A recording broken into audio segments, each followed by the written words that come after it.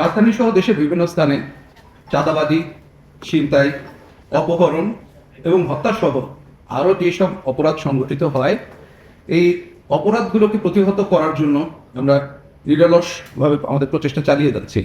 প্রিয় সাংবাদিকবৃন্দ, আপনারা অবগত আছেন যে গতকাল রাজধানীর মহাখালীতে অবস্থিত জাতীয় ক্যান্সার গবেষণা ইনস্টিটিউট ও হাসপাতালের উপপরিচালক ডক্টর আহমেদ হোসেন কয়েকজন দুর্বৃত্তকারী দ্বারা আকস্মিক হামলার শিকার হন।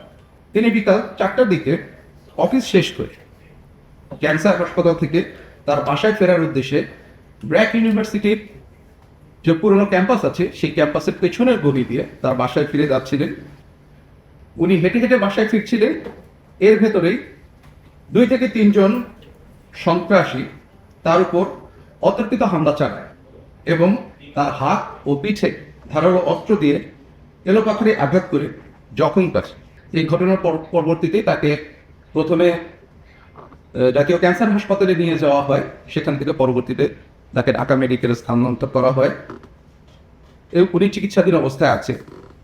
এবং এই ঘটনায় জড়িত ক্যান্সার গবেষণা ইনস্টিটিউট হাসপাতালের পক্ষ থেকে প্রশাসনিক কর্মকর্তা বাদী হয়ে রাজধানীর বনানী থানায় অজ্ঞাতনামা 8-10 জনকে অভিযুক্ত করে একটি মামলা দায়ের করে। উক্ত ঘটনায় জড়িতদের গ্রেফতারের লক্ষ্যে র্যাবের গোয়েন্দা বাহিনী তাদের সাথেই মাঠে নেমে যায়। আমাদের নজরদারি বৃদ্ধি করি এবং আমরা সাথে সাথে যে তথ্য প্রমাণ হাতে পাই তার ভিত্তিতে আমাদের কাজ শুরু করে দিই। এই ধারাবাহিকতায় র্যাব 1 এবং র্যাব সদর দপ্তরের গোয়েন্দা শাখার যৌথ অভিযানে আজ 21 এপ্রিল 2026 তারিখে ঘটনার সাথে সম্পৃক্ত 5 জনকে গ্রেফতার করেছে।